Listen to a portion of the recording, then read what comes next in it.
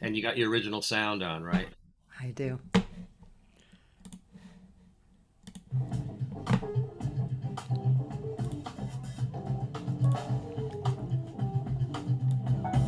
Still moving. That's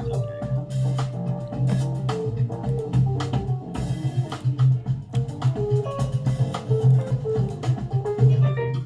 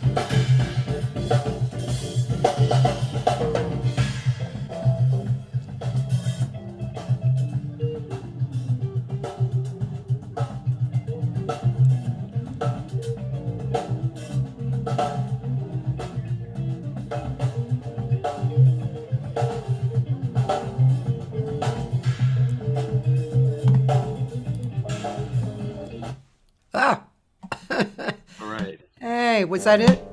Yep, That's that clip. Oh, wow. It ended so suddenly. Yeah, no fade out. Just ended there.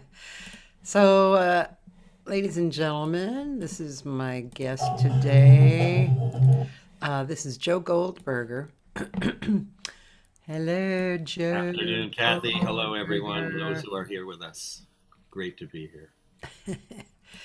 So, wow. Well, Joe, Joe, I forget the terminology, but it's like, it's a person who does a lot of different things.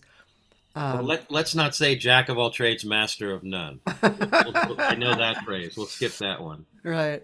Um, Diversified is the only thing I can think of right now off the top of my head. I know there's other words and phrases, but I do a lot of things besides.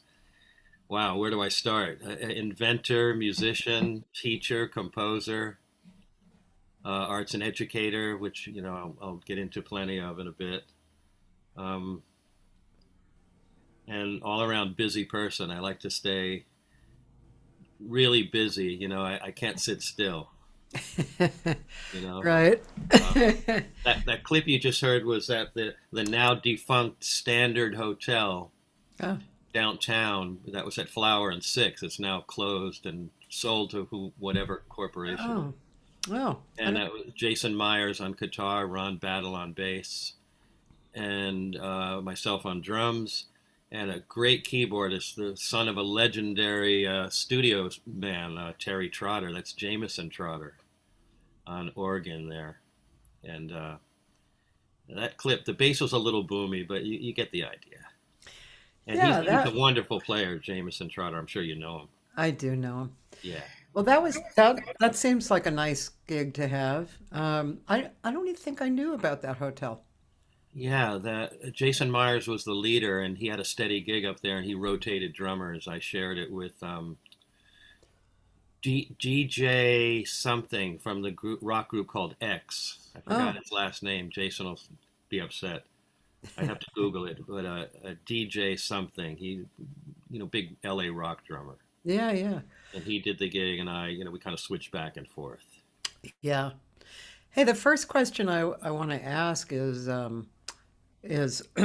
how I mean, I'm a busy person, but you seem even more consumed with uh, a number of different arts, and and so I'm kind of just wondering how it would feel to me to do what you do.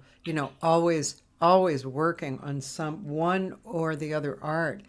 And like you said, you don't really sit still. And I understand that feeling too. Although as I grow older, I am sitting still a little.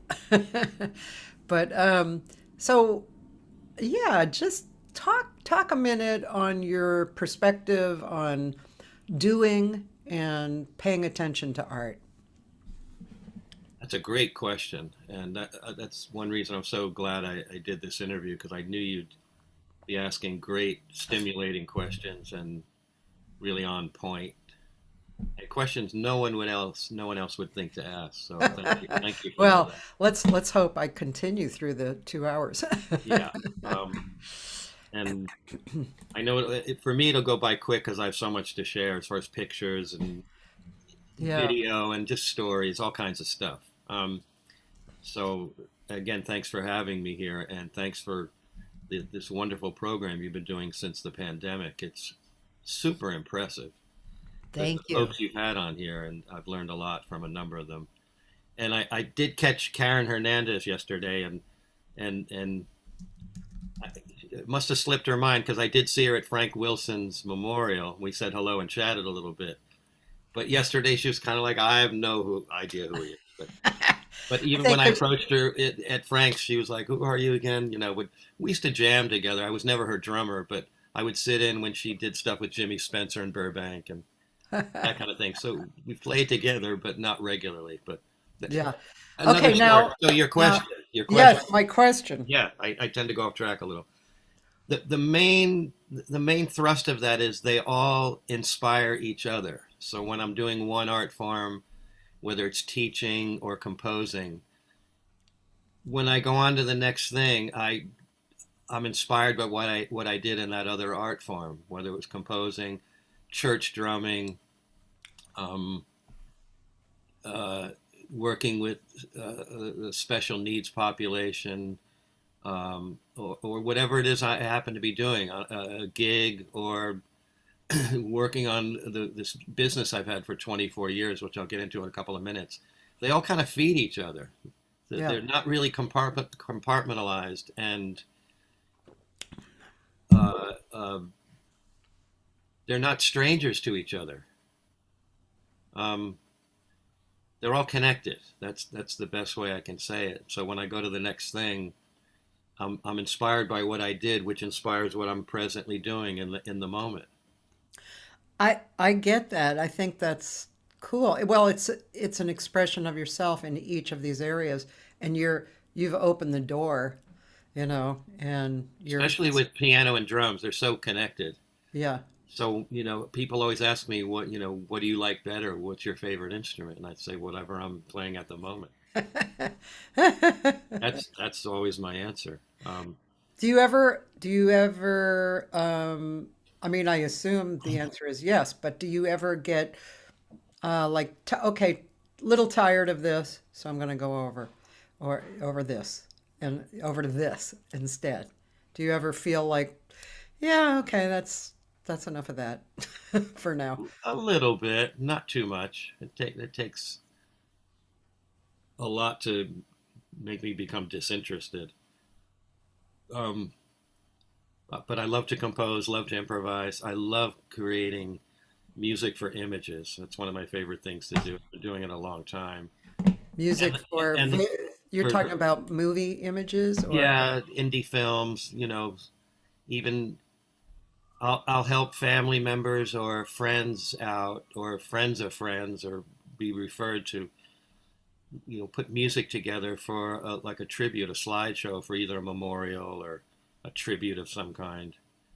And I enjoy doing that too. And I like putting the images together as well. Besides, yeah, you know, be, music aside, I like editing and putting those things together, and creating visual like that as well. yeah. And, I mean, as a kid, I was working on Super 8 film and a little splicer and little kind of cheap editor. But it's all been done on sort of the indie level. I've never scored a big Hollywood picture, although that may be on the cards. Yeah, I won't say too much, but there's always things that are in the works that could lead to something bigger. But I've sure. done And a lot of short indie films that have been on the festival circuit and won awards. They've been on PBS, BET, oh, Showtime, things like that. So on the indie level, I've done pretty well, and a number of credits on IMDb, the yeah, Internet Movie Database. yeah, And it's more for enjoyment. There is supplemental income, but it's more for the passion as far yeah. as composing and film. Does your wife does the same stuff or she does She's a different stuff? producer, director, writer, and I've done some of her films, and I've done films that she's referred me to, and some projects that she had nothing to do with. I was hoping she might join us today, but she wasn't able to make it. I mean, I don't want to I'd like to talk about that movie, that you had shown me, but Yeah. I want to talk about that uh, just in a little while. We won't Hmm. forget that, right? I just want to get into some kind of basic stuff right in the Sure. beginning. Um, and I know we're going to talk a lot about what you're doing presently, but also I'm curious to know how you came up. Did you grow up in New York? New York, New Jersey. Yep, I was Yeah. born in Passaic, New Jersey, Uh-huh. to an amazing set of parents.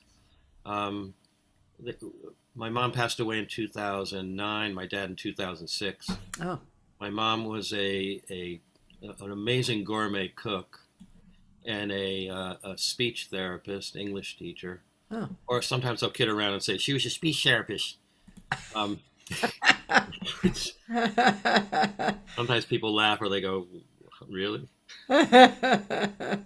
Um, she was such a good cook that she was able to cook for Craig Claiborne, who was a wonderful chef and Oh, an author. He wrote cookbooks and things like that. oh, wow. My brother helped set that up. We'll get into that maybe later.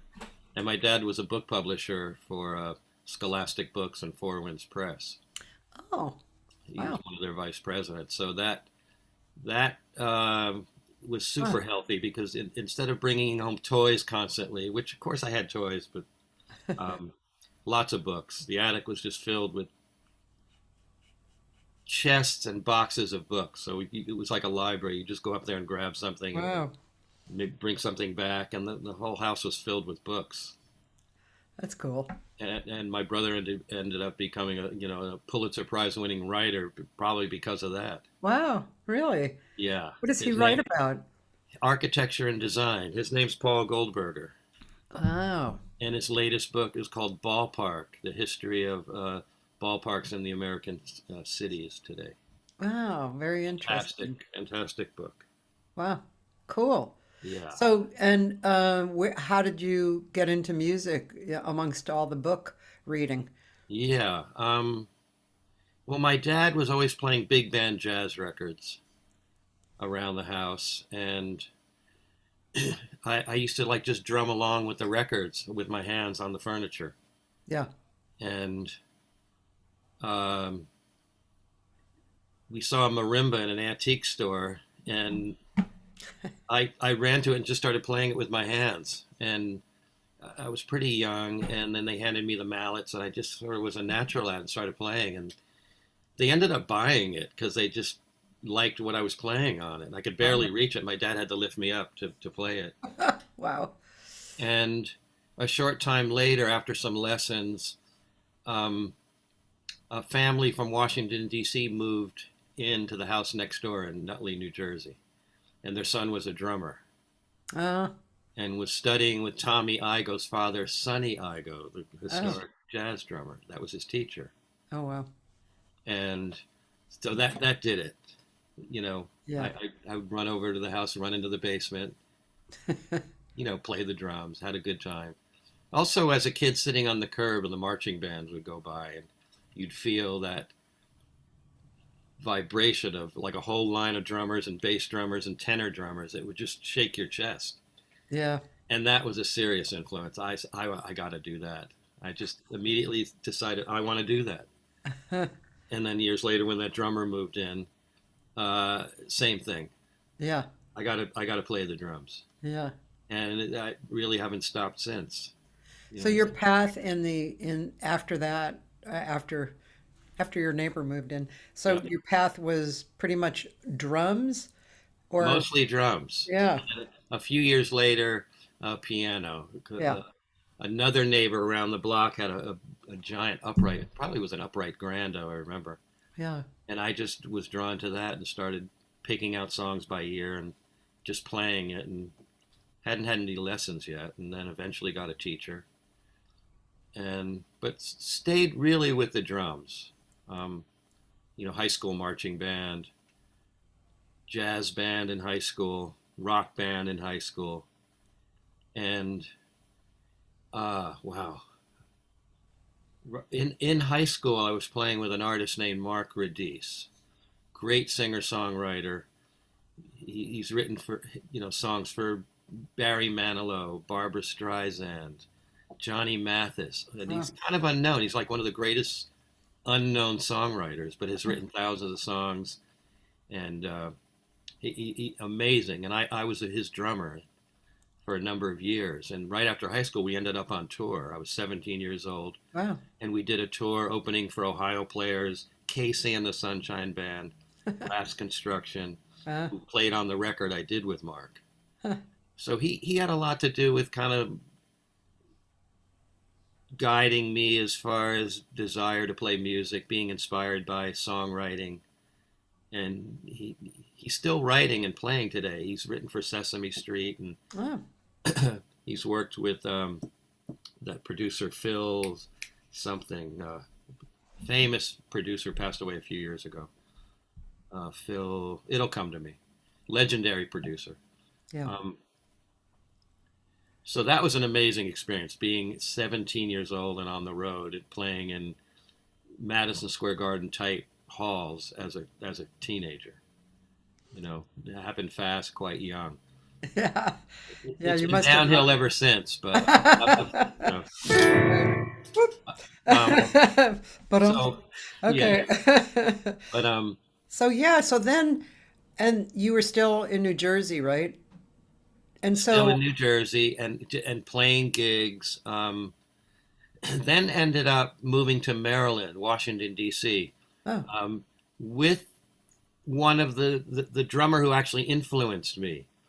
oh, He formed a band down in D.C. with some friends, and we were talking about sort of forming this co-op of musicians and have different groups and offshoots and maybe start a little side business, that kind of thing.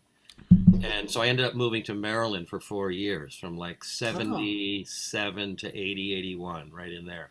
oh. And played with lots of musicians down there. Some Did you get into jazz too at that a time? little bit. It was more kind of the pop rock thing. Yeah. Um, the the the the great thing about DC, there was just so many great musicians. I ended up meeting the musicians who were part of the Starland Vocal Band. Remember Afternoon Delights, Guy Yeah, Rockets yeah, and yeah, Mike? yeah, yeah. Really talented musicians, and they kind of have this, you know, sort of unfair stigma attached to them, sort of being corny, but they were just incredibly talented, especially Jon Carroll, Yeah. the writer, singer, songwriter who ended up with Mary Chapin Carpenter and other great musicians. Really talented cat, and we still stay in touch. We've recorded together in the past, and That's cool. so I played with some of those guys, and I worked with Bill Holland, a musician down there. Uh-huh. One connection was through Tim Eyermann, a great sax player. He had a group called East Coast Offering, and Ronnie Newmeyer is another guy I played with. Mike Nash, a saxophonist. Ron Holloway, who's still active today, I believe. Um, just a bunch of guys, and I just, you know, when you're that young, you're 18, 19, 20, you're so young, you have so much energy, you take every gig that comes along, Yeah. every little thing, and the energy's unbound. You could stay up all night, Yeah. do a gig the next day, the next night. You're just like a Super Bowl, you know. Right, right. Um, so I played a little bit of jazz. I think with Tim Eyermann a little bit, Bill Holland and Rents Do, some of those guys. But Um, then what happened to make you move to New York? just kind of had enough of it. You know, there was some social things going on with the. You know, we lived on a 300-acre farm. It was amazing outside of D.C., which is now just a bunch of homes. You know, it was all sold off. It doesn't exist anymore. Yeah, That land is gone. yeah, This is in the 70s, just an incredible time. yeah. Um, I also remember seeing Andrew White down there, the sax player. He's famous for transcribing, you know, much of John Coltrane's recorded works. Uh-huh. Cellar Door I played at, all these great clubs. So there was just kind of a falling out with some of the people I was living with, and everybody kind of just split up. And I thought it was a good time to come back to New York, give it a go. Yeah. And as soon as I got back, I ended up getting a cruise ship gig. And Of course. it was the first time I had met the wonderful keyboardist Kenny Drew Jr. And He was on the ship he too? was on the cruise, Oh, and funny. it was with a guitarist named Ralph Casal, who was a I know that studio name. player. He played with the Monkees and all these Oh, records. okay. He was kind of he was like the one man version of like the Wrecking Crew, but in New York. But he was the one guy. He was like the one man crew. He did a lot of sessions, and Huh. there was like a clique. There was a clique there, and he was part of a lot of studio work. But he ended up being the band leader on the ship, and he was kind of nutty. And uh, if we were out on the deck on a break, and you know I had my camera out, take a picture of Kenny, of Ralph, his wife Janice was there. I take a picture. Don't take a picture of my wife. Don't take a picture of her without my permission. He got all freaked out. I remember that. Sticks in my head. And the first few bars of music that very first night, when Kenny started playing, I was like, I knew I was in for.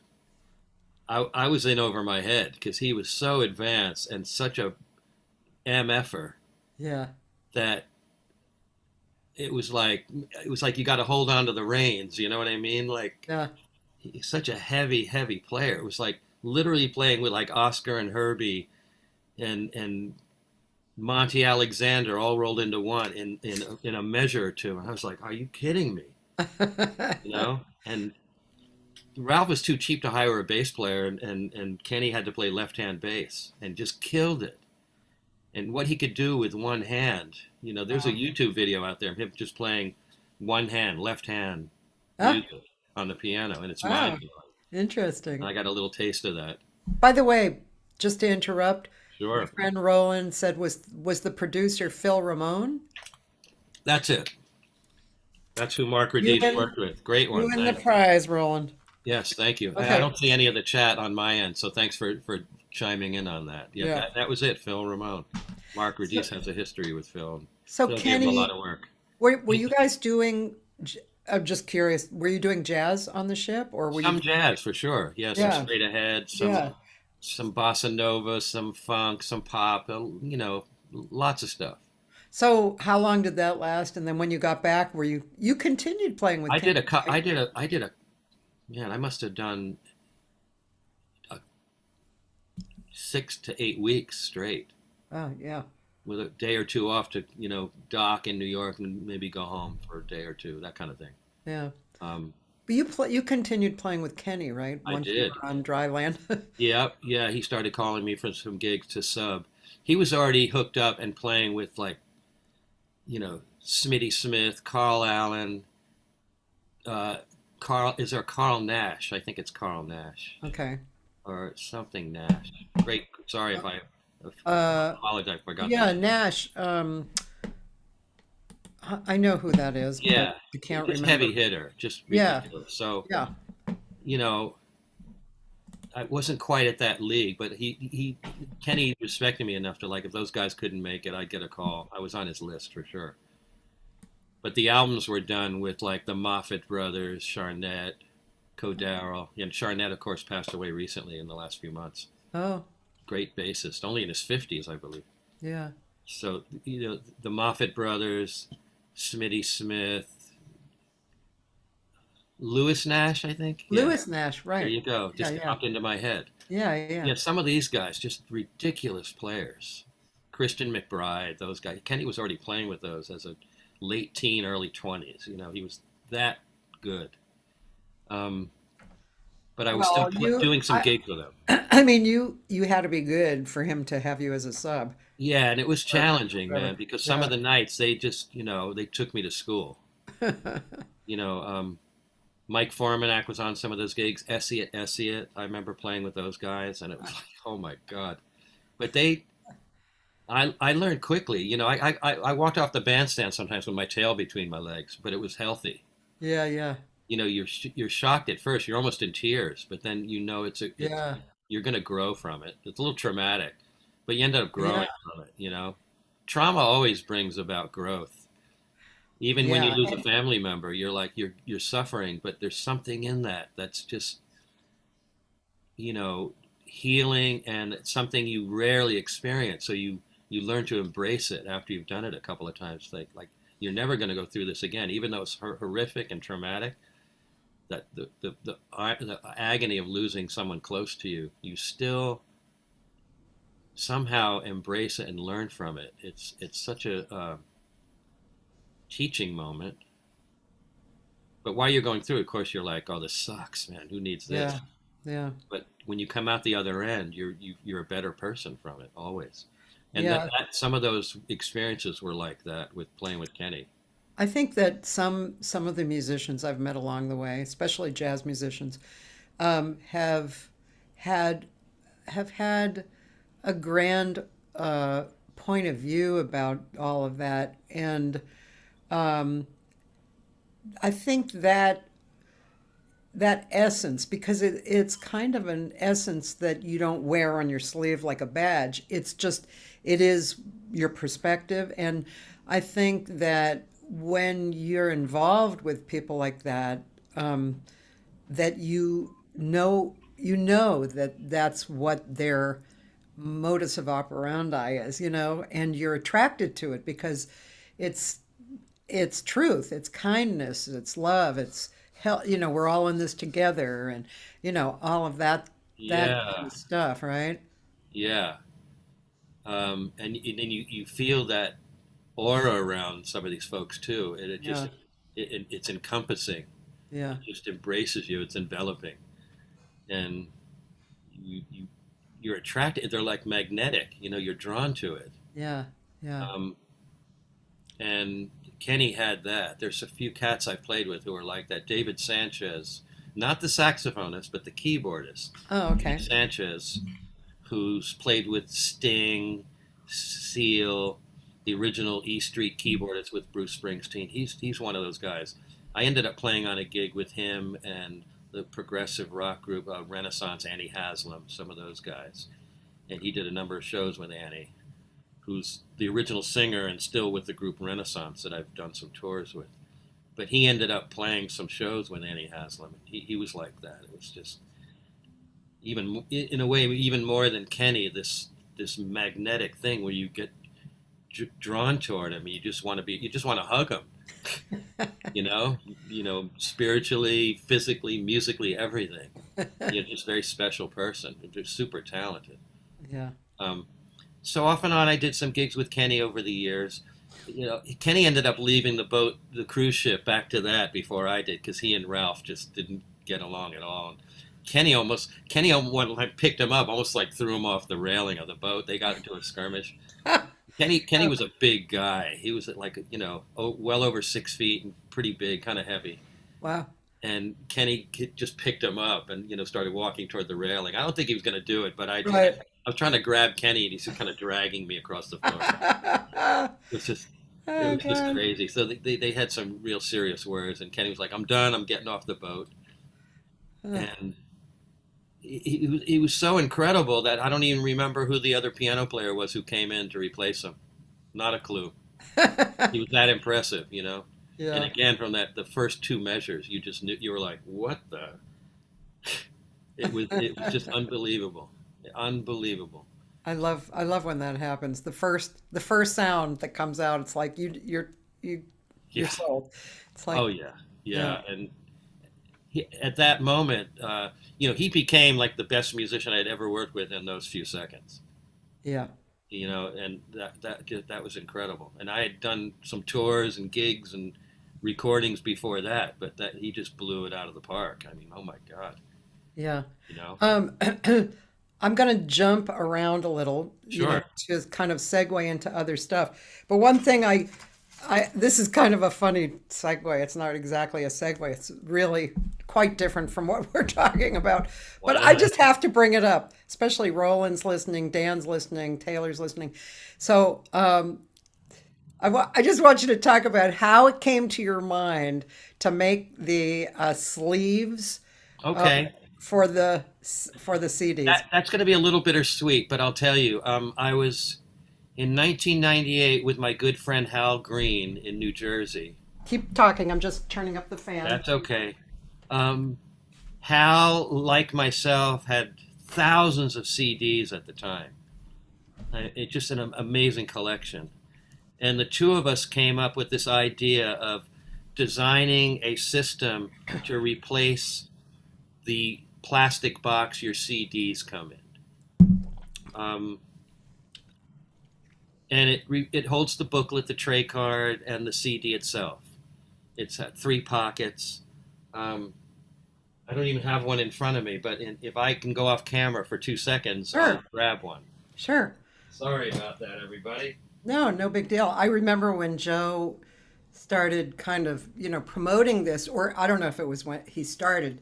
He probably had already gotten it going, but here in LA. And we were all like, what? Wow, this is so cool. Because, you know, this amount of CDs could fit into here. So, of course, if you have a lot of Yeah. CDs, you know, So basically, you have this sleeve that's this thin, yep.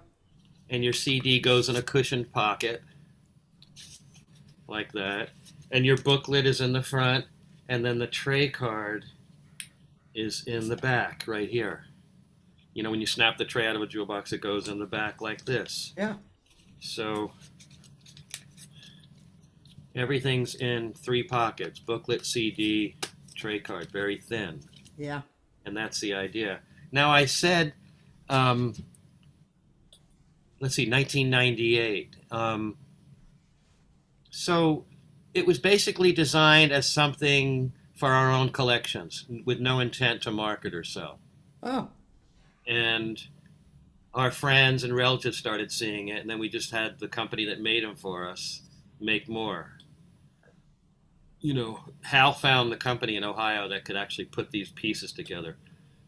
The initial ones were put together with scotch tape, cardboard, scissors, plastic, just whatever we could find. Just this is what we want, and they yeah. send back a prototype's like not even close, and you send notes and send it back. It took a few back and forths to come up with actually, what you see here, this sleeve with 3 pockets. Yeah. Um, and then I don't know if it was myself or Hal. One of us, said, let's put a website together. We're selling enough to friends and relatives. Kept making thousands of them. And then we put a website up, and it just started selling. And then What was it called? It's called Jewel Sleeve. Jewel sleeve. Okay. But 24 years later and millions sold. I'm going to sadly announce that the business is closed now as of yesterday. So there's a shock for you. The company that makes them, after 24 years, the machines, these custom machines that make them, are just broken down and they're done. Oh, And the funds to make a new one or repair are like near 6 figures. It just can't be done anymore. There's a chance I could have them made in China, but the minimum order is just insane. It would take a lot of money to get back on my feet. So I've just decided to just call it a day and move on. wow. That's So so cool. ironically, just yesterday was like my final sale, newsletter out to the customers, and it's in 30 minutes, my stock sold out. Everything I had left sold out in 30 minutes. Once I put a constant contact letter out, people were like, oh, that's it, I better buy. And then they cleaned me out in half an hour. Wow. So Well, you never know. I mean, that's the kind of thing that could come up again, pop up it might. something. I got a lot of phone calls and emails from folks who are like, I know entrepreneurs, I know this group, I know that we can loan you the money, we can do this, Oh, because they're like, wow. they love the jewel sleeve. I have 3,000 customers in my database. Do you? Wow. And a lot of emails yesterday came and said, what can we do? Let's group together, and it's a bunch of investors, and let's have them made again. So it may come back, but Yeah. Joe, Roland's asking if you retain a copyright for that. it's patented. The jewel sleeve is patented. Yeah. So the company that makes them, they can't sell them on their own. They make other products that are, I shouldn't say similar, not even close. Envelopes and cheap CD books and things like that. Yeah. Yeah. Um, but it is patented, and it may come back. It may see another life in the not too distant future. We'll see. That's so cool. That But was it's always such a okay. cool thing. It's one door closes, another opens. Maybe it'll allow some Yeah. time to focus on some other things. Didn't you also make a box to contain them? Yep, a Yeah. jewel chest, we call it. Yeah. 3 drawers. Yeah. Also a tray that you can sit on a desktop and flip through, 100 CDs all stacked close together. Yeah. The Okay. beautiful part about it was the top of the tray card became the index now. Yeah. Yeah. Yeah, you can kind of just flip through the tops and see them go by.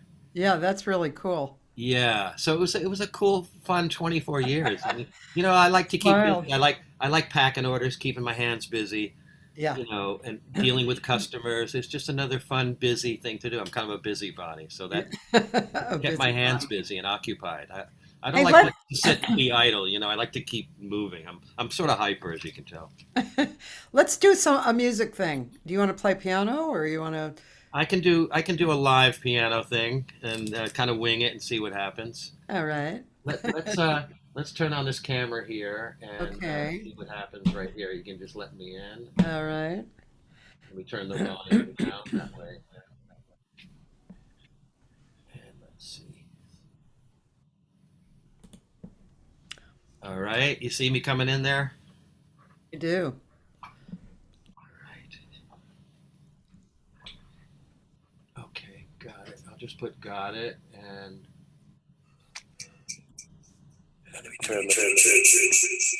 And I gotta mute it. there we go. All right. So I'm just going to do a little song you might be familiar with and you might not, but I like to take some liberties, reharmonize a little bit, and see where it takes me. Mistakes and all, warts and all right? All right. Okay. And make sure the sound is okay. Sounds good.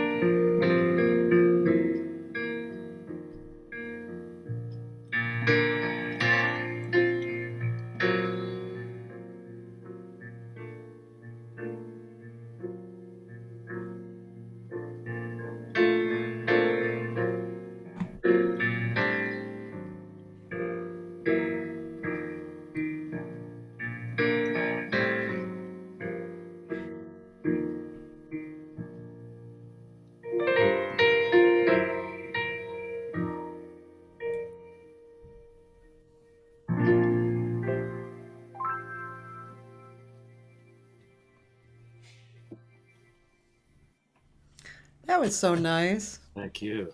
Yeah. I always like things that make me want to sing. I heard a little No, humming there for a second. I know. I want to. Let's do some playing together. Like piano and voice. That would be really nice. Yes, I've thought of that. We should. Yeah. That was kind of a little detoured version of Don't Know Why, Nora John. Yeah. Yeah, It's such a nice song. great Simple song. and just really. I don't know why it's so communicative, but it is. It's really good. It's one of the songs I work on with some piano students I have. Oh, cool, Yeah. cool. Um, Taylor Hatch is a guitarist and he's at UNT. But he'd like to know on the topic of composition, which we haven't quite gotten into. Hmm. How do you work on composing without thinking that your ideas suck at first? Did that take time for you to feel comfortable with your own ideas? Sure. That's a great question. Some of the things I do come up with suck. And you weed out, you try lots of things and then you weed out um, what you feel works and what you feel doesn't. Yeah. You kind of edit. Sometimes, after playing for a number of years, you sometimes can edit as you're playing. Uh-huh. Um, I'm just removing you here. that's good. Yeah, I appreciate that. Thank you. Um, so it is some of it's trial and error. A lot of my composition, again, goes with images, and sometimes you'll try something and it works with the image or it doesn't. And the dialogue on the screen is also a major factor. You don't want to invade the space of the actors. You want to kind of lay below, simmer below, and not get in the way. And enhance Yeah. the experience. You want it enhance. That's perfect word. So you want it to be part of the story. I'm sorry, but I was just kind of, while you were speaking, I was imagining movies that I've really noticed the music in. One such movie was Cinema Paradiso. And maybe because it wasn't in English too. So you weren't distracted by, thinking of what they're saying. And the story was very obvious, and the music was so, you know, uh, Moving, yeah, yeah, just total. heartfelt. Yeah, Yeah, yeah, heartstrings. yeah, Sometimes, it's about images and emotion and music for film more than dialogue. yeah, But still, with dialogue, you still don't want to step on the actors for sure. yeah, yeah. Um, So how do you, what does he say? How do you work on composing without thinking that your ideas suck at first? um, without thinking, well, sometimes I'm accepting of sometimes my ideas suck, which will allow me to weed it out. You know what I mean? It's you can't always think it doesn't suck because sometimes all of us suck. You know, you still be able to want to be open to criticism of yourself and or someone else. Or if my wife and I are working on a project and she usually directs, and sometimes we'll actually sit together. The image will be on there. I'll sit at the piano and she'll nod like that's working or nope. So it's okay to take good constructive criticism. Yeah, yeah, I don't I don't think anybody can think that at any time they don't suck. I don't care who you are. yeah, You know what I'm saying? yeah. Just sometimes our ideas just don't work. Mm-hmm. And once you kind of surrender to that, part of it's surrendering. It's not a bad thing because Surrendering. there's Yeah. growth. There's growth there because you realize it's not working, and it allows you the freedom to move on to something that will. I read a comment the other day that I've been quoting. I love it. There's either winning or learning. Yeah, for That's sure. that's what you're saying. So what? You suck. It's not losing. There's a freedom in that because now you can move on and improve instead of like Good. clinching to something that's like not working. Yeah, yeah.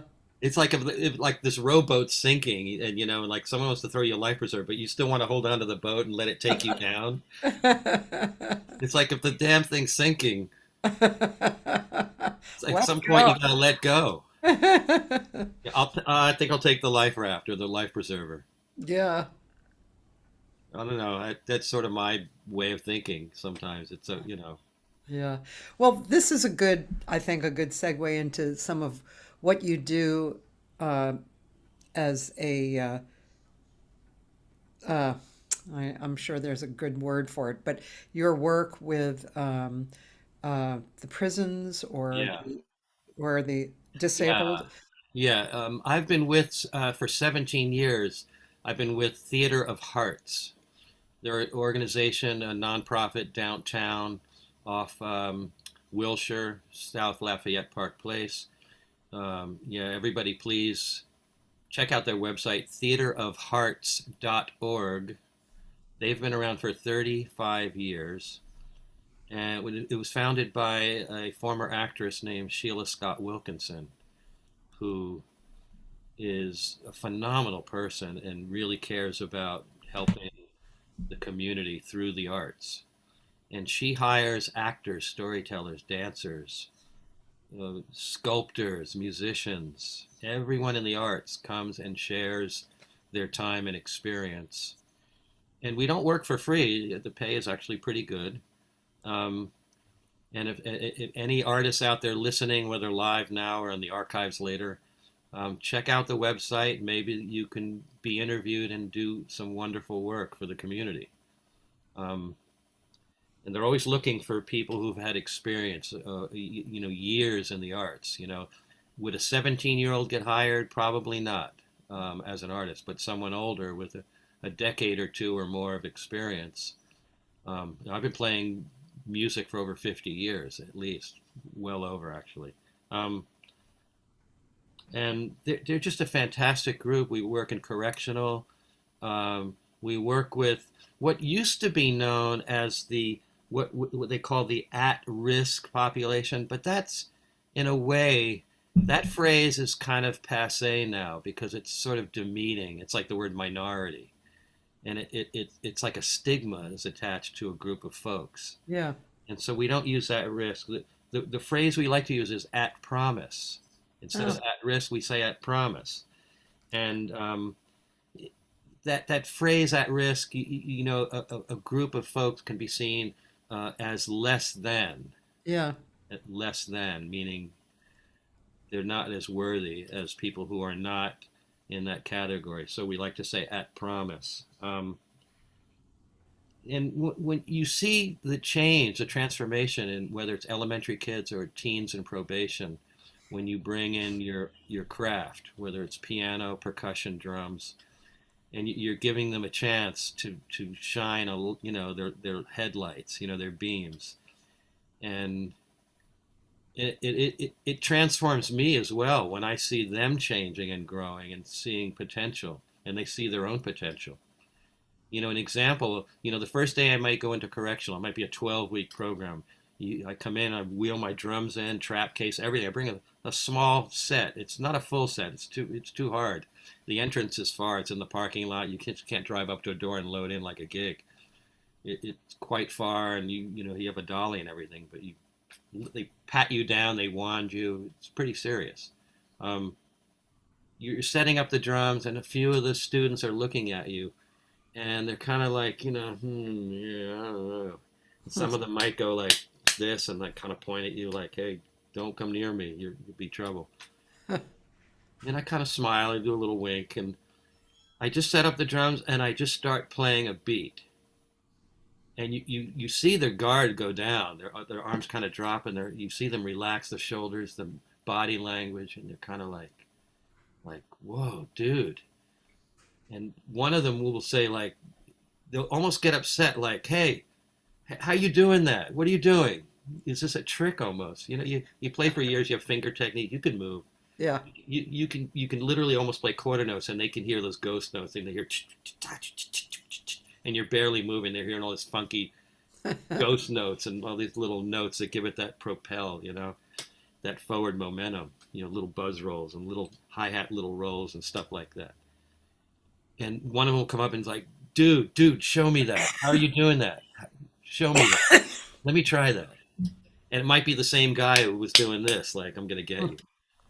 And then, sometimes in minutes you can see the guards come down, they change, and then that relationship starts. And then there's the flip side where some of them will try to do their best to get you to quit. They'll try to intimidate you. They'll call you names. They'll say, don't come back if you know what's good for you, that kind of thing. Because they just don't like outsiders coming in. But Sheila at Theater of Hearts, all the artists, we know better. We know we can make a difference by going in there and sharing our art form and maybe inspiring them to do great things. It doesn't have to be music or what we're doing. Yeah. Something in the arts can inspire them to be better people and to build confidence. After a few weeks of them keep trying to get you to quit and keep trying to break you down, because some of them really want you to quit, and it's like they win. Yeah. They're testing you. Yeah. And then after a few weeks, what happens a lot is they start trusting you. You come in, they give you a little fist bump. Hey, Joe, Mr. Joe, how you doing? That kind of thing. What do you got for us today? And there's that connection that happens. It almost has nothing to do with the art form. It's that the trust happens. They can trust an outsider. And then the music is almost irrelevant sometimes. It's just that someone's come in they can feel they can trust. So there's that kind of breakthrough. It would be awesome if some of them would become musicians. I did meet at Pro Drum, I don't know, about 8 years ago, one of the students I did see at one of the camps. We call them camps. He was at a camp out in the San Dimas area off the 210, way up this big hill. And he became a drummer. And we connected and said, man, that was so cool when you came in there. I started playing drums. I got on Craigslist after you left and got a really cheap set.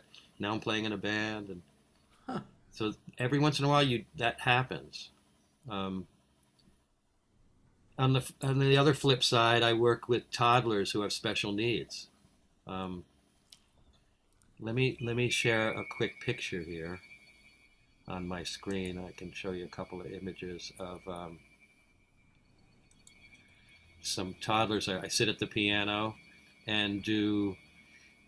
A lot of these kids are nonverbal, and where'd that go? Here we go.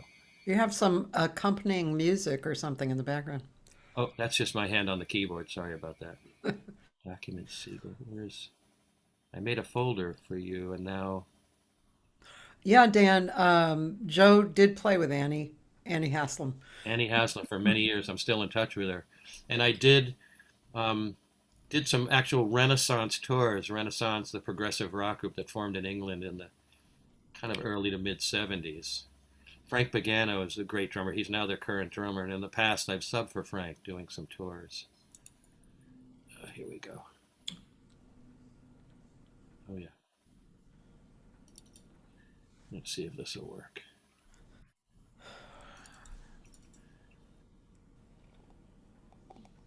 And I'll do a quick share here. Here I am with the kids surrounding me. I'm at the piano. And they're like 2, 3, 4 years old. I don't think there's any 5-year-olds there, but 3, 4 right in there. It's a couple of 2-year-olds.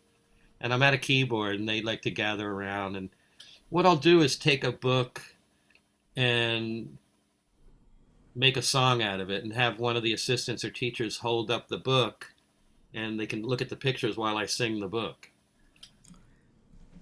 Like Pete the Cat, Right. Like some of the Pete the Cat books or That's a great photo. yeah. And I'll take, Who Is, or a book about dogs barking or frogs hopping or this or that. And, the kids can kind of sing along or jump around and play. It's just really cool. When you walk in the door, they're kind of sitting around with the teacher. Maybe the teacher's has a video on a movie or a cartoon or something, but the music and the keyboards and the sing and the drumming, it just lifts them up, and I really enjoy that a lot. And they look forward to seeing me a couple of times a month. That's in Atwater, Uh, Atwater Park Center. I've been going there for a number of years doing workshops with kids. And the very next day, you might be in one of the correctional facilities with the teens. And some of these teens have, been convicted of murder or armed robbery, that type of thing. yeah. So the contrast is stark, from one day to the next. But I like Yeah. that variety. It keeps me on my toes, keeps me fresh. Yeah. You said you had a number of videos. You want to play a video? Yeah, let's go back to Stone Mansion, which is the film about Black Wall Street, 1921, when there Okay. were riots in Black Wall Street. And there's a doctor and his wife. They have to decide whether to stay and protect their home from rioters or leave. Now this is the one that I saw, right? Yep. And this was about the the holiday or the period or the event was called Black Wall Street when there was rioting in Tulsa, Oklahoma in 1921. Okay, and isn't there another name that people have given that? Oh, Black Friday or something? Or I'm not sure if it's connected. oh, Black okay, Friday, the okay, Black Wall Street was the event. okay. It might be. And let me just kind of call that up here. And Is this film out there for people to see? it's on YouTube, and I can share the link with you. Should I just send it in the chat? Well, actually, I can do it uh, afterwards. I'd rather like share the clip. You know, yeah, share the clip, and yeah, share the clip. For the some film is reason, only 14 minutes long, but I'm going to show a few minutes of this. okay, I would share it just so you know, but I cannot comment in my own Facebook because there's some kind of bullshit community standards thing, Yeah. Okay. and I don't know why I can't comment in my own live, but I can't Okay. anymore. So, All right. So let's do it about right here, and let me share. Thanks for your patience here. no problem.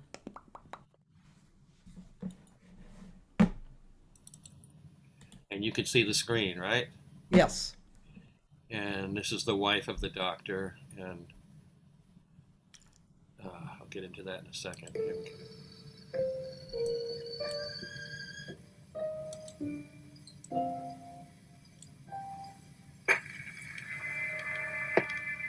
Heavenly Father, whose eye is on the sparrow, you have parted the waters, rained fire upon the heads of your enemies. You have delivered Jonah from the belly of the whale and guided Daniel's footsteps to a den of lions. Bless this, our last supper, and the sins our weak souls surrender to. Amen.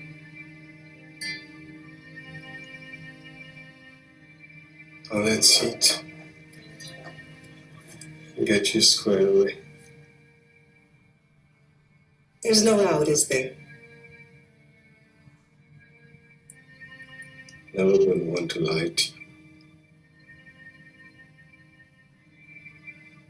I've had more years of happiness than any one man is entitled to.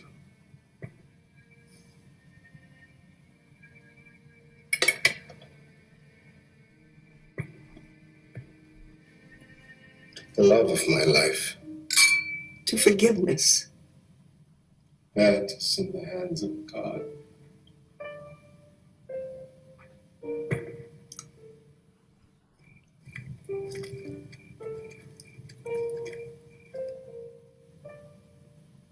Mabel?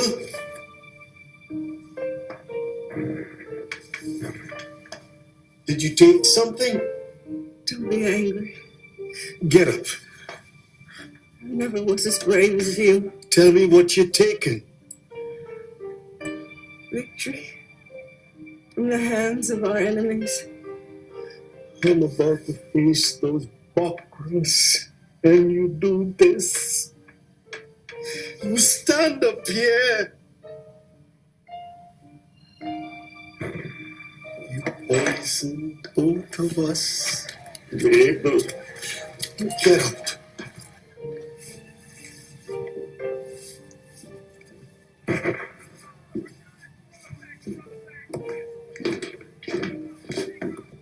At least I could have sent a few of those bastards to glory.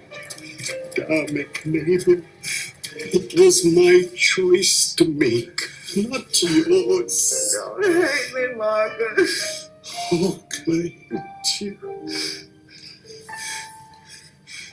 Dance with me.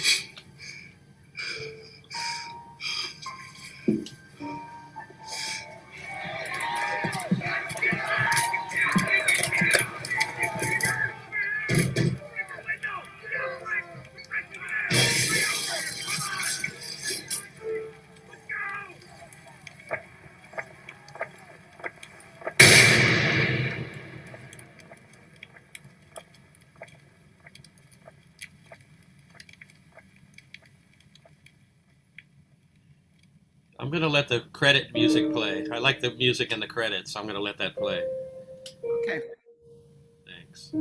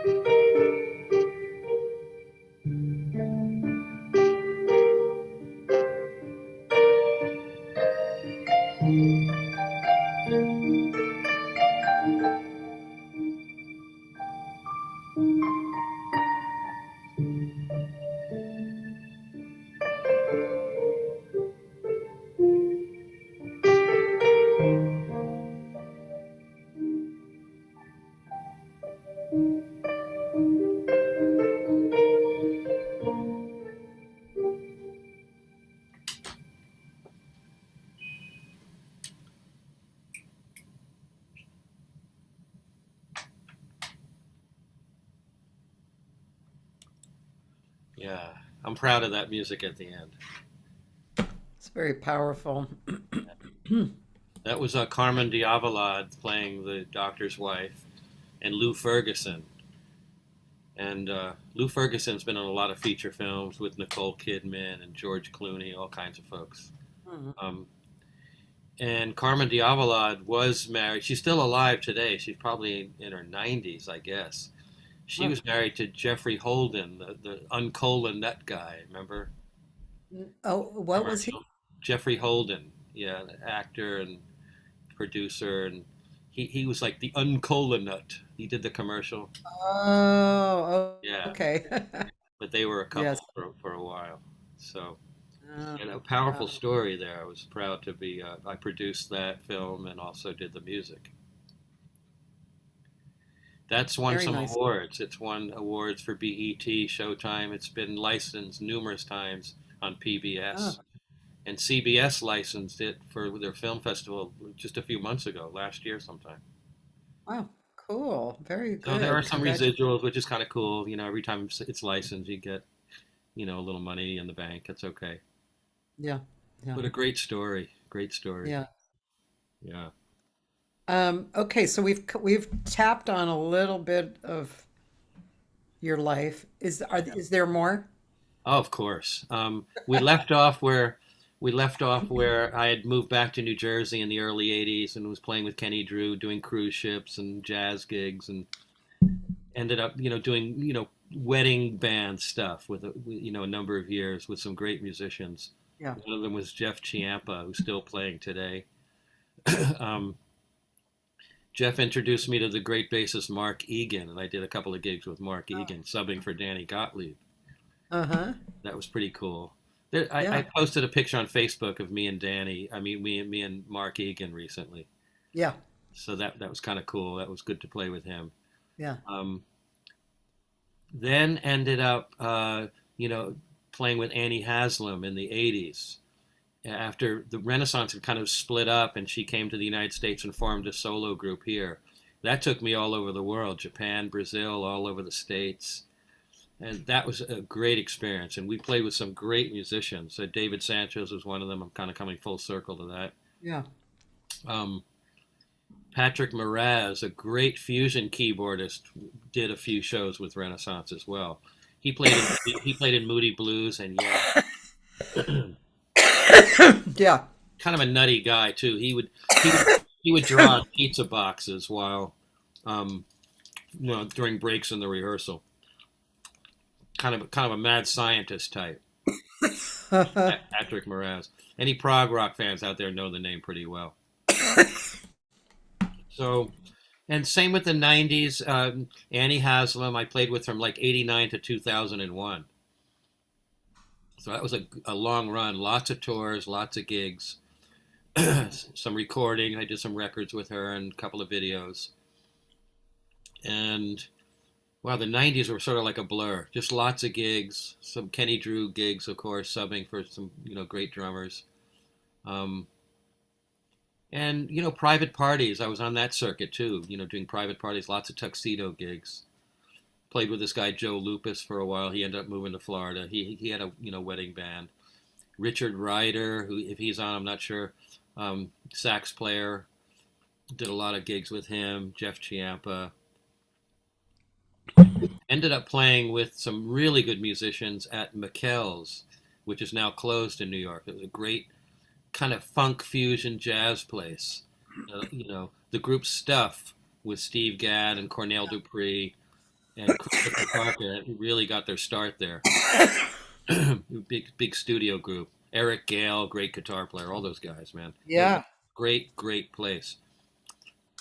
Also, in the '80s, I ended up in Atlantic City with Kenny Drew Jr. in kind of, I guess, what they call a cover band, but we did some originals. Uh-huh. And, after meeting Kenny on the cruise ship, I got linked up with this, kind of well-known, successful cover band. And they needed a keyboard player, and I immediately thought of Kenny. And, he needed a little extra work. And he came and just killed the gig. It was just awesome having a piano player of that caliber in a group like that. We ended up, in a really nice room in Atlantic City, a nice showroom, because it was, for that level, it was pretty high up there for a cover group to be in a big showroom like that. Yeah. And, we had horns, keyboards, the whole thing. And that's actually, even though I lived in Maryland and I wasn't Tim Eyermann, the sax player from East Coast Offering. I wasn't his drummer really ever at any point. While I was in Maryland, but sat in and we knew each other. And, he was just one of the guys who helped connect me and that kind of thing. Sadly, he's not with us today. I think he died of a heart attack quite a number of years ago. Uh-huh. But I reconnected with Tim in Atlantic City because Kenny ended up knowing him after I moved from Atlantic City and invited him to come see our show. Huh. And I didn't know he was coming. And I was like, Kenny, Tim Eyermann? I used to know him in Maryland. I used to sit in. We used to hang a little bit. I may have subbed for his drummer. Maybe. I can't remember because we're talking 70s. It's so long ago. Yeah. But I think we played together in some capacity. Maybe it was a studio thing. And when Tim walked in, I was like, man, I'd love to play with this guy. I remember how good he was. And Kenny said, well, maybe he'll hire you. Ask him. I was like, he'll never hire me. So after the gig, I'm in the parking lot with Kenny Drew. And I said, what, you think Tim liked me? I don't know, man. He's like into you, obviously. He knows you. Wonder what he thought of my playing. He goes, I don't know. Ask him. Maybe he'll call you for a gig. And Kenny was this big kind of, I don't know. Maybe he'll call you for a gig. Kind of jolly guy, Mm-hmm. And I said, he'll never call me. And Kenny's like, doing this with his eyes, like, I'm like, what? And I turn that way, and like, Tim Eyermann's like behind this van, like kind of off to the side. He probably heard everything I said. Like, he'll never call me. Like 2 weeks later, he actually ended up calling me. He needed a drummer for like an East Coast tour. I ended up playing with him right after he heard me say, he'll never call me. I don't know his name. No. He was a monster saxophone player. Kind of had like Coltrane chops, that kind of thing. Oh, he was the guy who A had sax player, the yeah. takedowns of Coltrane. Oh no, that was Andrew White in Oh, New right. Zealand. Okay. Separate Okay. guy. Yeah. But through Tim Eyermann, I met a great bass player named God, I'm embarrassed. I'm sure he's not online now, but which is good. a bass player now for Spyro Gyra, Scott. I forgot his last name, but I see him every year in NAMM when I go there. I'll go look while Yeah, you're talking. Okay, go ahead. yeah, and Tim Eyermann's bass player was Scott, and I met him and got to do a number of gigs with him. And I'm embarrassed I forgot his name because I see him every year or two It's at all NAMM. right. We're gonna find out. Yeah. Is it now still or? Oh yeah, still with Spyro Gyra. He's been with them for decades now. Let me see. Phenomenal bass player. Member From Frederick, Maryland. Scott Ambush. That's him. Yeah. Yeah, and when we were in Philly, Scott would actually take a lesson with Pat Martino, the great guitar player. Huh. Cool. And Scott Ambush is a phenomenal bass player. That was like meeting the Kenny Drew of bass when I started playing with Tim, and those guys kicked my butt too. This is kind of early to mid '80s. It was another tail between the leg kind of thing.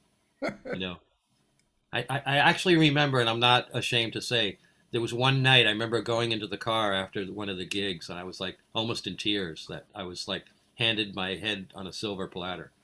Those guys just totally took me to school.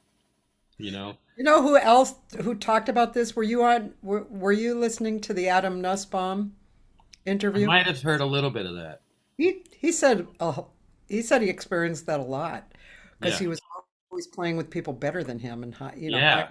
yeah. And sometimes I was kind of like, I can't wait till this gig is over because I was so like Yeah. freaked out about playing with these heavy hitters. But at the same time, I thought there's something. I'm enough of a player where they'll put up with me. Yeah. Because at times I thought, I'm damn good. Yeah. And then you get on the bandstand with some of these guys, and you're like, holy shit. It was like a locomotive, and you're like holding on. Your feet are off the ground, and you're holding on, and you're like going through. You're literally like hanging on, and the train is almost leaving without you, and it's going so fast. I don't mean just tempo wise, just intensity, just Yeah. the quality was so good. And Scott did that to me. He was just his pocket was just so, like, oh wow, this guy's deep. One thing, I mean, for a singer, it's a little different for a singer, but still, you can still be accompanied or play with people who are far beyond you. But I learned a lot of personal lessons on that, which is, kind of based around the idea that I am what I am. Yeah. I can't try and be like that guy because I'm not. So I just be me the best I can be, and then the magic happens after, Yeah. right? Yeah, you put down that guard of trying to emulate. Yeah. But this one time, I don't even know what we're talking about doesn't really come into it. It was like playing with another universe of beings, which was the Heath brothers. Mm. For some reason, in like Gardena or somewhere, there was this Japanese club that was hiring top level jazz musicians because they could. And and I somehow ended up on this gig with the Heath brothers, and it was an experience that I have trouble putting into words because I had never been inside that kind of quality of music, not just great. It was like it was different, and A different plane. yeah, blew me away. It was, Yeah, I've had some of I loved those. Yeah, it happens, and it's a beautiful thing actually. Yeah. It's one of those learning moments that you treasure. There were moments when I came out here, when I first came out here and started coming to the Sportsman's Lodge, when I heard Gene Stone's ride cymbal. Huh. That right hand, that ride, it's like it was like, oh my God, that took me to school. Huh. And Jack LeCompte, who was like so super kind and referred me to gigs. Yeah. I started doing a few gigs because he would refer me. Yeah. And so, selfless and unjudgmental and non-threatening and non-jealous and none of that. Just Yeah. good heart, good person. Gene was like that in a way too. He was just was, yeah. to share. He'd always share, like I'd ask him questions about technique and feel, and he was always open and sharing about that. Yeah. Yeah. He was And cool. there were some cats who came on your bandstand that kind of gave me like, oh my God, I better up my game a bit. And they bring out the best in you, these kind of players. You have no other choice. Yeah. It's that or just walk away. You know, I'm going to sit and, trial by fire, or I'm going to not do it. There's no in between.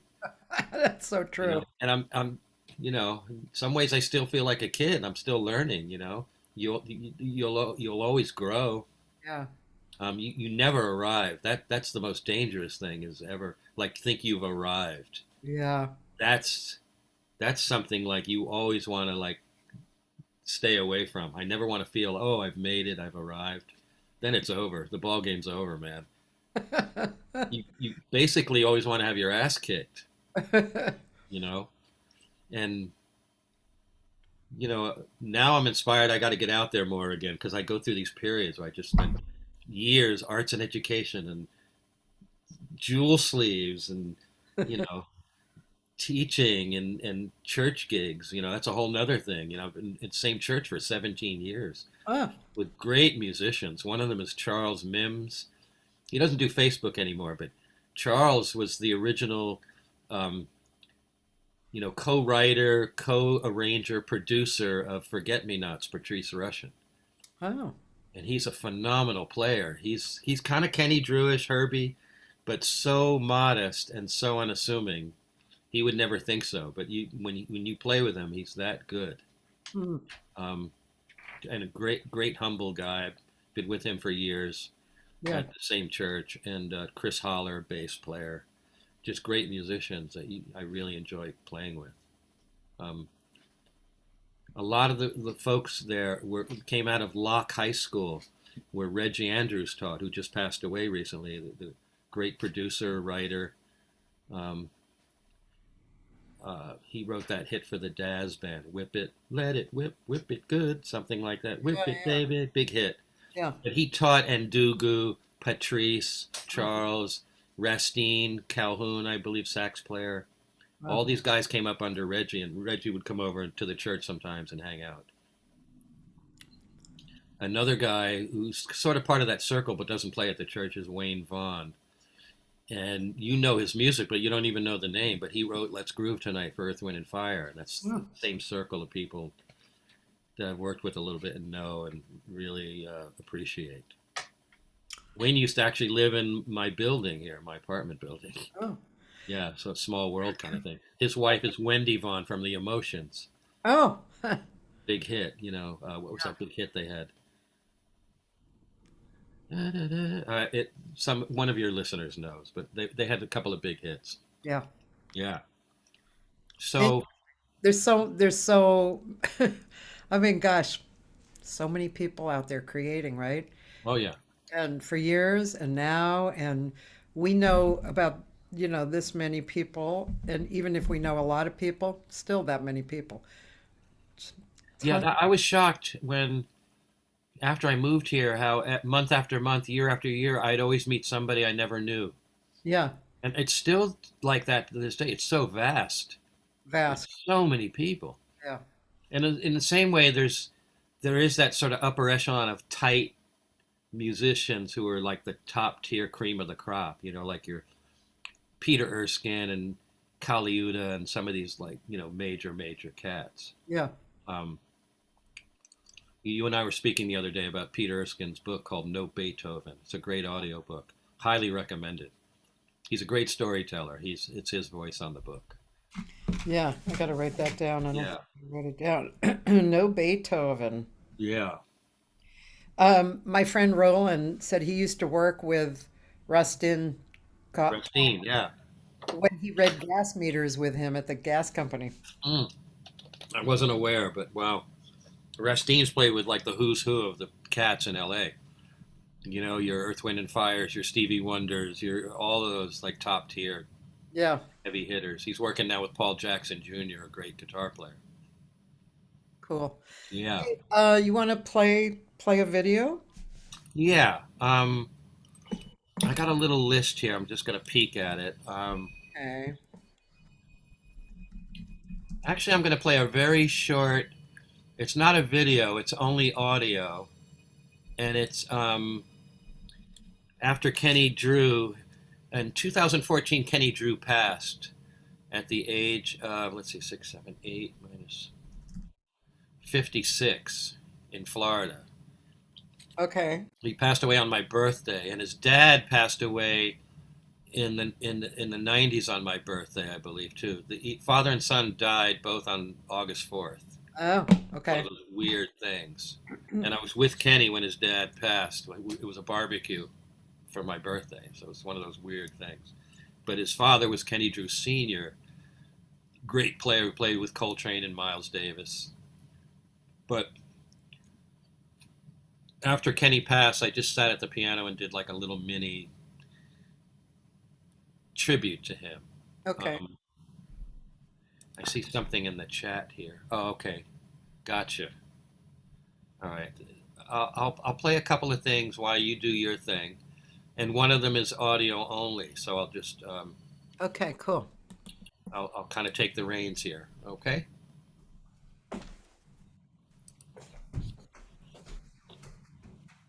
It's a little tribute, piano tribute to Kenny Drew.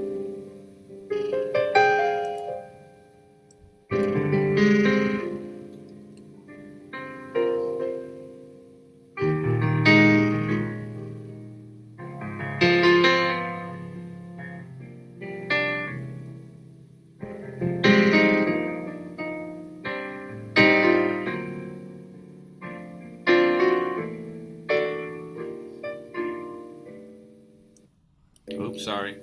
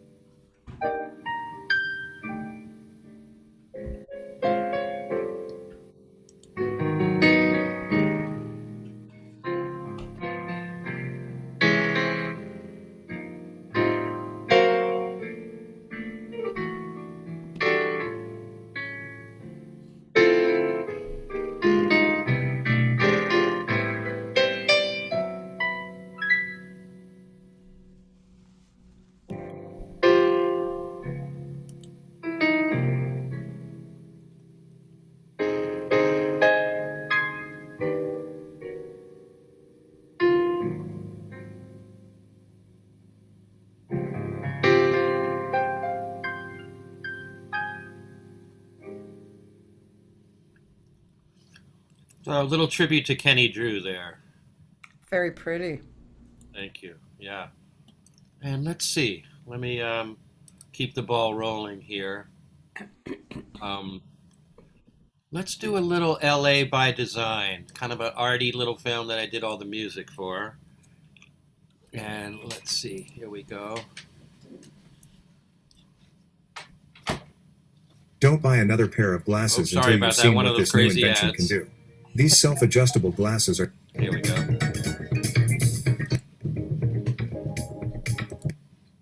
Okay. Let me do a share, and here we go.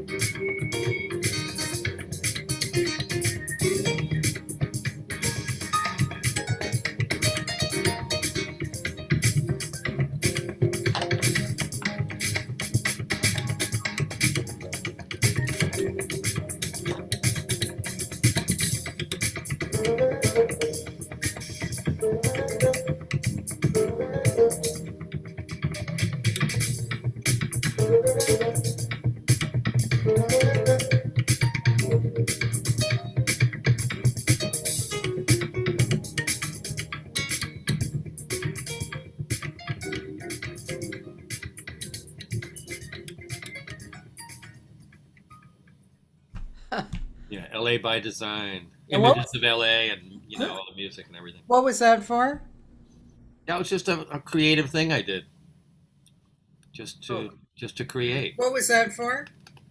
Oh, That was just a creative thing I did. Oh, I've got a weird echo. Just to create. what was that for? That was just a creative thing I did. Oh, I've got a weird echo. Just to create. What was that for? That was just a creative thing I did. I have no idea where that's going. Just to create. I'll add some music to this.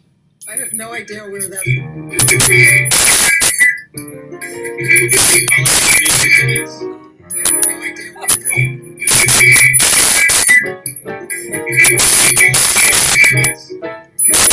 That would be cool, but it's crackling too. That would be cool, but it's crackling too. Maybe you want to shut down the YouTube or the link. That would be cool, but it's crackling. Maybe you want to shut down the YouTube or the link.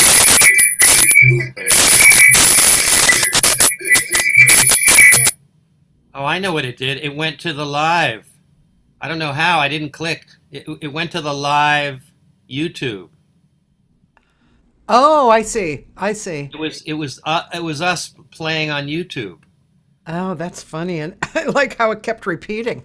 after my LA by design. That was the next in the queue to come up. That's funny, and I liked your improvisations. All right. So there are a couple of other possible videos, but I'll let you take the reins and steer the ship wherever you want to go. Okay. I do have to. There was one other recent film I did, and we can kind of chat while I'm looking for that. Yeah. Um, So, I would imagine your time flows. Obviously, you have certain things that you have to do that you're scheduled to do, and then what if you have a night off or something? How do you decide what you want to do, what you want to work on, or is it just is it based more on what you have to do, or? Both. I might have to work on assignments or prepare for the next day.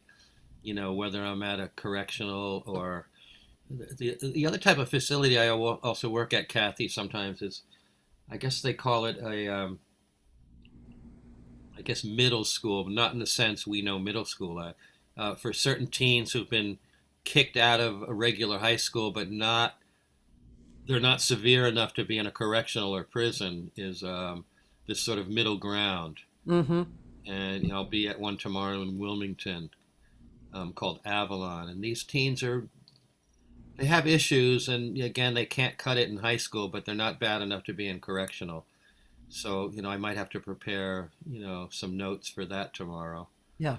I like to cook, and I mentioned in my little teaser that, I barbecue whenever I can. And let's see if I can share a. You're gonna share a picture of your. I might share a little mini. Hey, what do you look at? How do you see music like developing, or jazz developing, or do you see? I mean, what I've seen in the last 15 years is a real blending of styles, especially for jazz. What do you think about that at all? Yeah, I like a lot of what we call, I guess, a hybrid. Yeah. Of what's going on. I think it's refreshing. Groups like Snarky Puppy, they're pretty cool. Very. The Bad Plus, people like that, and some youngsters today too. Are you familiar with this kid, Justin Lee Schultz? No. Oh my Lord, he's even before he was a teenager, he's like playing kind of smooth jazz, but infused with bebop. Oh. He's a phenom. He's just a total phenom. What does he play, actually? He's a keyboardist. Uh-huh. And yeah, Justin Lee Schultz. I'm trying to find this one video. Now I have to sign in, but now I forgot my password. Um, That's why I have a list of my passwords. I do, but I don't think I saved it. Well, that's the problem. You got to save your list. Yeah. Um, I'm just trying to find it here. He did a cover of Stevie Wonder's "Do I Do." That's ridiculous. You know, it's got all these crazy chords. Were you just looking for that? Because I could probably find that, right? Yeah, it's worth a listen for this kid Justin Lee, and his sister plays drums. His dad's a guitar player, and what you'll hear again, Justin Lee Schultz, "Do I Do." Yeah, I see it. Okay. What would be hipper though? This because it's slightly pop commercial, but he's got some hip chords. Um, Oh, yeah, I've seen this guy. yeah, yeah, Should I play that? Do I do? Or yeah. For a couple of minutes of it. this one, or does it matter? Or there's several of them, I guess. The official music video. Oh, You might not be allowed to. well, I could play it, but then it'll get taken down probably. Let me play the live one. All right. Am I allowed to play it, or it gets taken down? Same. No, no.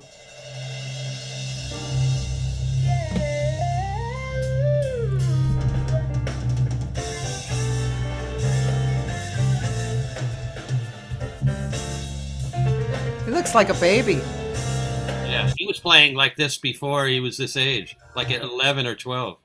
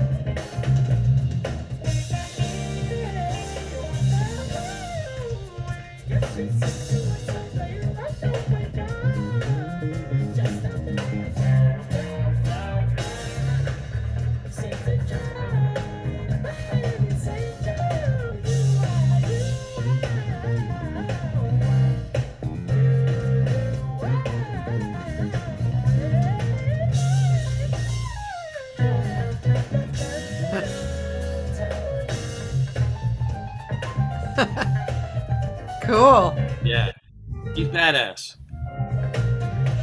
I love the band too. Yeah, his sister on drums, his dad on guitar. Oh,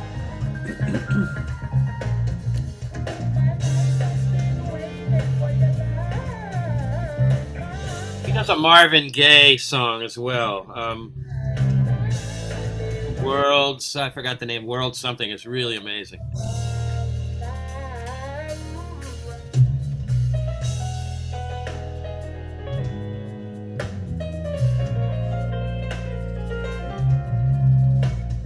wow. So, That's inspiring when I hear like youngsters like this, like just kicking butt. yeah. That- Now, how does what he was playing work in his mouth? What is that? That's the old classic Stevie Wonder voice box. You know, it's sort of a modern version of it. Yeah. The sound comes out of a plastic tube, and then he, has the mic there and he shapes his mouth, and then the sound becomes the shape, because Ah. that plastic tube is like a speaker. The sound's coming out of it, Oh, I see. and Okay. then the mic is there, and he's like, ow, ow. I see. So the sound is coming into his mouth. Okay. Yeah, Yeah. yeah, and he's shaping the sound with his mouth, Right. Right. using the sound coming through the tube. So is he singing somewhere? That's the thing I can't. He's not singing. He's shaping the sound you hear coming out of his mouth. And what sound? It's a synth sound It's a that synth he's sound, creating. but Yeah, he's actually saying the words, though. he's shaping his mouth like the words. I see. Oh, Yeah. But he's been around for quite a few years. A lot of cats know about him. He's just, I think he's great. yeah. He's amazing. Um, you can hear he's inspired by like Jeff Lorber and people like that. He's just got this jazzy, sort of beboppy sound that I really like that sound a lot. Yeah. His Pretty sister amazing. played good too. Yeah, she's great. I was in touch with his dad. I work with a woman named Deidre Powell. She does A&R for Stevie Wonder, and she actually got me this film gig for this. One, two, three. I ended up doing a film for this lady Angela White at Silverlight Productions, and I told Deidre about this kid, and she had not heard of him, and she told Stevie about him, and then they ended up meeting at NAMM during the summer. So that was kind of a cool thing.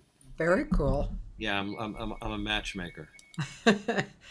Hey, in your teaching, just curious, in your teaching, do you find that you have certain suggestions or principles that keep coming up?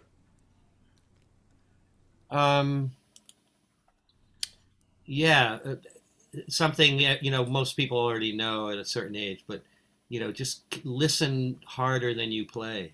Just Hmm. listen, because when you keep That's your ears open, it makes it so easy to know what to do next. Just like a conversation, when you're listening, you know what to say next.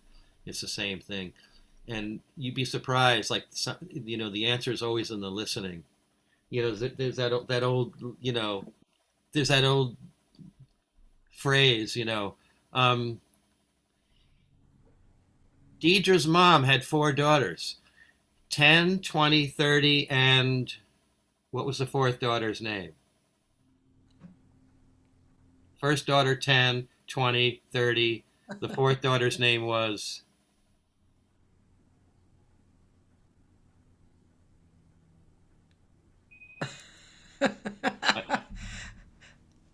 Any guesses? well, you just named four, right? Well, the first daughter is 10, second daughter 20, third daughter 30. Did you mention 40? I guess not. Oh, No, I didn't. I thought you did. I didn't say 40. Yeah. So again, the listening. Yeah. So Deidre's mom has 4 daughters. First daughter's 10, second daughter 20, third daughter 30, fourth daughter... 40. Nope. Oh. That's one of the things I use when I teach, because I've repeated it twice. So Okay, you're going to have to repeat it one more time. I'm just going to listen. Deidre's mom has 4 daughters. The Oh. first daughter is 10, Okay. second daughter's 10, 20, third daughter's 30, fourth daughter is... Interesting. Deidre. Right. Oh, interesting. Yeah. Yeah, but most people say 40. Yeah.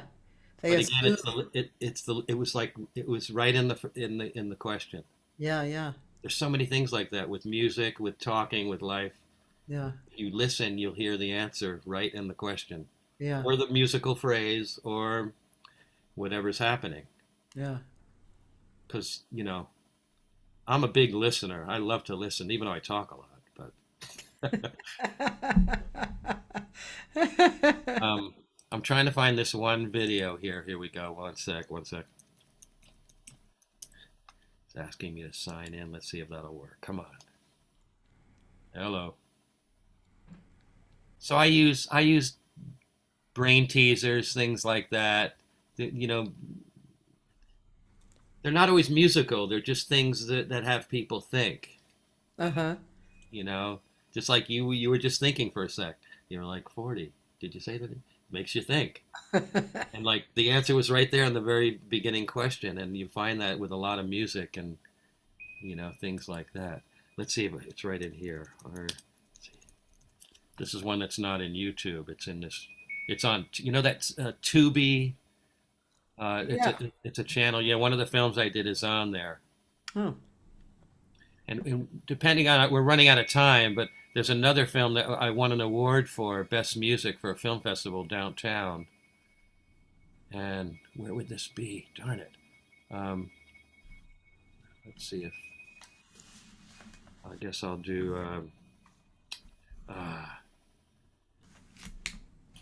Yeah, maybe I won't get to it, but yeah, I like using brain teasers and little games so the students or kids can use their mind a little bit, and when they get back to the instrument, sometimes it's kind of refreshing, Yeah. Do you have a bucket list? Wow, I've done a lot that I've like dreamed about. It's just always finding great musicians to play with, the next film to work on, the next great meal to cook. Um, yeah, like I said, I love cooking, love composing.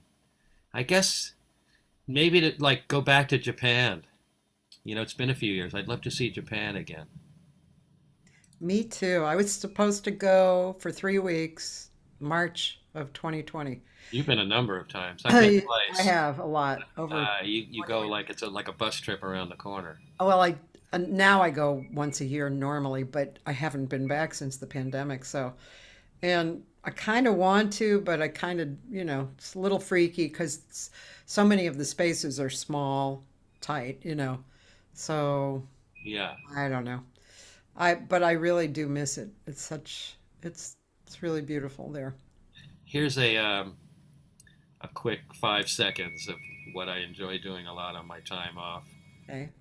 Let's see why. Oh, no wonder the screen is here. Okay. Okay.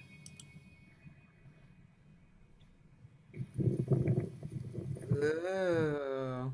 See, there's salmon in the foil burgers, chicken, dogs, veggies, that kind of thing. Baked beans. I do a whole little platter of stuff when I cook. This looks like either you're having a party or you're cooking food for the week. What we do is cook for 2-3 days ahead, my wife and I. So once that Yeah. grill is up, we like to really take advantage of it. Very nice. See, I don't do that. Yeah. And my uncle used to sell his own brand of charcoal called Nature's Own, Oh, and he taught me how to grill. He taught Emerald Lagasse how to grill. you're My uncle. kidding. Yeah. And he sold the business. It became cowboy charcoal at Trader Joe's. Oh, And I don't think it's any longer. There's some other kind of charcoal they sell, but that was for a few years that was happening. So okay. So what's the secret to cooking a hamburger? um, I don't mush it. So people mush it with the spatula and squeeze all the juices out of it. Yeah. I don't believe in that. I like to keep those juices in there. It's got to be a juicy burger. I Um, think I think people squish it though for time, right? Like, yeah, and just some people like that texture and flavor, but yeah. it's all about that being moist. That juicy burger is where it's at. How long And do you cook a hamburger? well, I like to start with the secret to a good grill is you have half with coals and half with no coals. That way you have an area, a safe area, so if it flares up, you can move the food over and you won't have the flare up over in that area that has no coal. So the bottom is half coals and the other half is no coals, so you can always slide food over Okay. to save it from a flare up or whatever. Yeah. But it still gets pretty hot over there, so I like to start it over there just to start it cooking, Oh, and then I finish off with a nice char on each side with a nice, little bit rare in the middle. but you And got to watch it like a hawk. If you how do you overcook it, know how do you know if it's rare or not? Are you opening it up or sometimes I'll put a tiny little toothpick in there and see how much juice comes out. You know, um, but after years of doing it, you just have a feel. It's just a certain amount of minutes. You can tell by the look. yeah, And if it's a little underdone, you throw it back on there for a minute or two. But it cooks so quick though, yeah, and you take it off the grill and let it sit for a couple of minutes because it's still cooking. yeah. You don't fully cook it on the grill. Let it continue cooking off the grill. It'll be just right. And the other secret is like the best cut of beef. And you may have heard from fellow musicians in Las Vegas on Hillhurst, near Las Vegas Boulevard, is a place called McCall's. And it probably has the best blend of prime ground meats you can get. Huh. If you're a vegetarian out there, I apologize because I do the vegetarian route sometimes, but every once in a while I like a good burger. But I've had burgers in Japan and Brazil, and they have some of the best beef in the world. But this beats everyone. Huh. These are the best prime cuts, and it's marbled, and the flavor is just out of this world. Yeah. It's called their house blend. And the price is still good. It's a great price. It's only like, I don't know, 12 or 13 bucks a pound for like the best burger you can get anywhere. If you have this in a restaurant, it'll run you 40 bucks for a burger like this. Yeah. But I highly recommend it. McCall's on Hillhurst in Las Vegas. And you run Cool. into celebs there occasionally. I saw Joe McHale there the other day, the comedian talking Yeah. about Yeah. it's popular and it pricey too. Yeah. What's happening? I'm still trying to find this darn video. Let's see. Okay. You're still looking. Let's see. Yeah. I'm gonna think of another question. Well, this question comes up relatively often, but have you ever had a or a few major setbacks that you really had to bounce back from, other than like getting your ass kicked, on the stand? Um, Setbacks musically related or just life related? Life, music, whatever. Wow, good question. When I was in elementary school, I was working on a project in a shop, in our basement, and my finger got jammed into the belt of a tool, not the actual tool itself, but the belt. It got sucked in and mangled my finger up, Oh, and I thought like, I don't know if I'll be able to play drums or piano again. And wow. but the surgeons did a great job. Nothing got detached. It wasn't like that, but it got badly mangled, and I thought I would never drum or play piano again. Oh, wow. And the doctors fixed it up, and it works fine. And it looks a little funny. It's got a little dent in it. If there's moisture or frost on a car window, I can go down with one finger, and you can see two lines. With one finger, it'll make two lines. It's kind of funny. I do that for people, and they're like, "What the heck did you?" That freaked me out. That was pretty traumatic.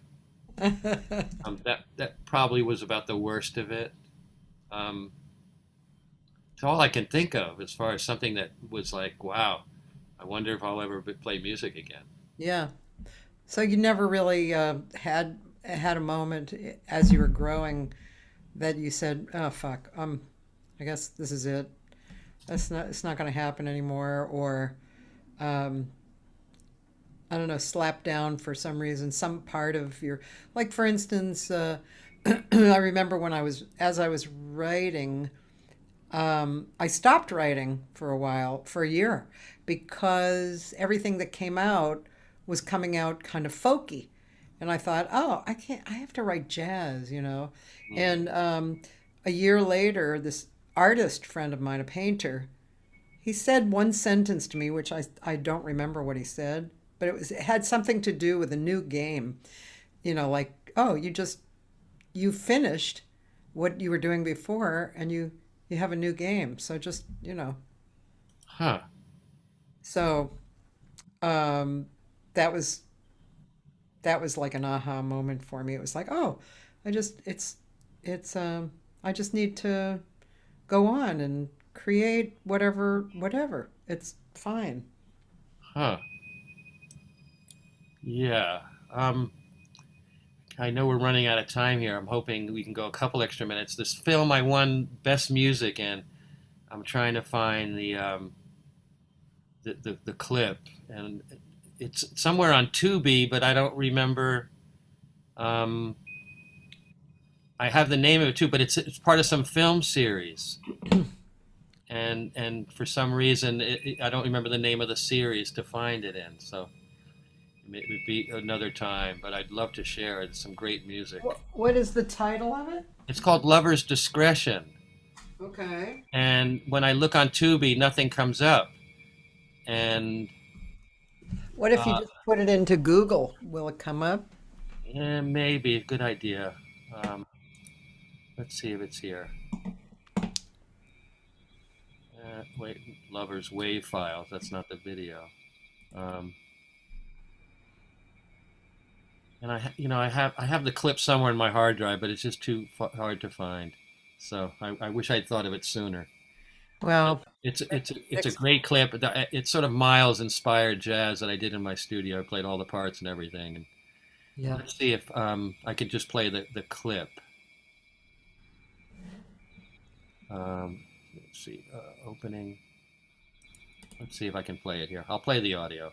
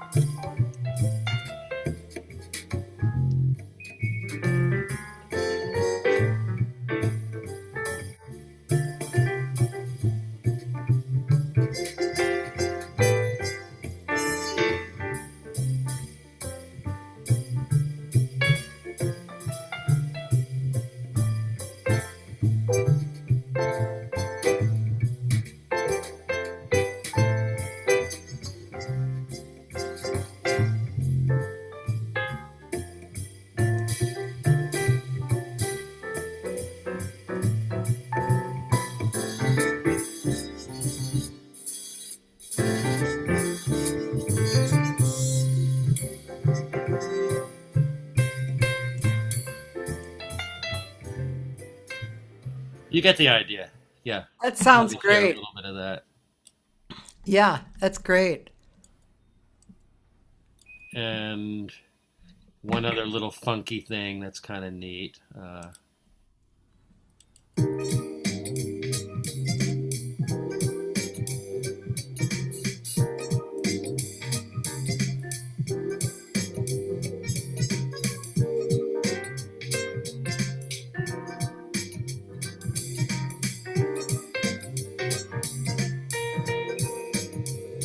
That was part of the film too. So I'm just doing little snippets to give you an idea.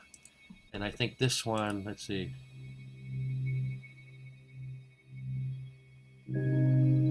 This I'm proud of. This was like tension was building, and I tried to simulate like a clock, like a clock ticking to simulate that they were running out of time in this moment here. You can hear.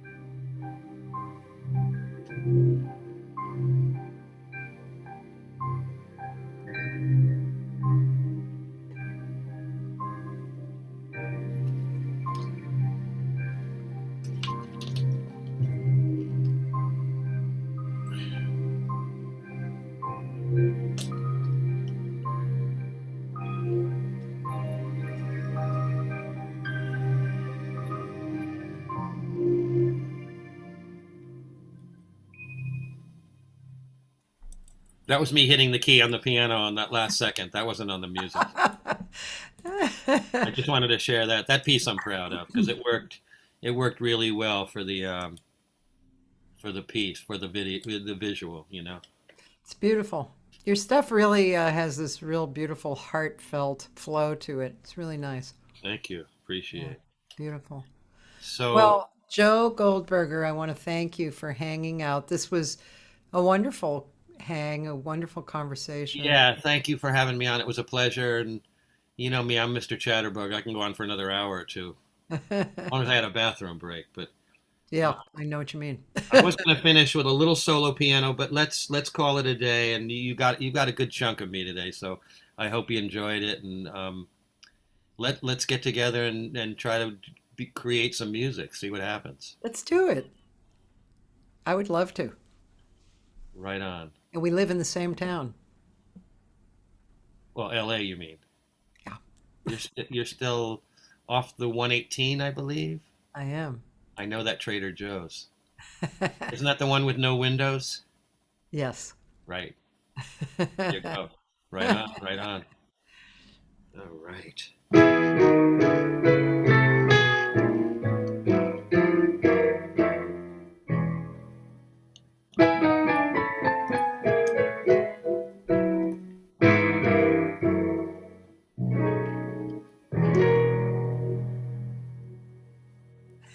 There you go. I love chromatics. I can do chromatics all day.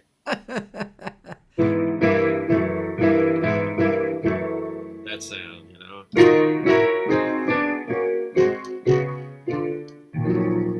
Oh, nice.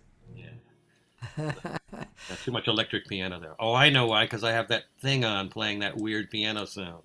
Right. There you go.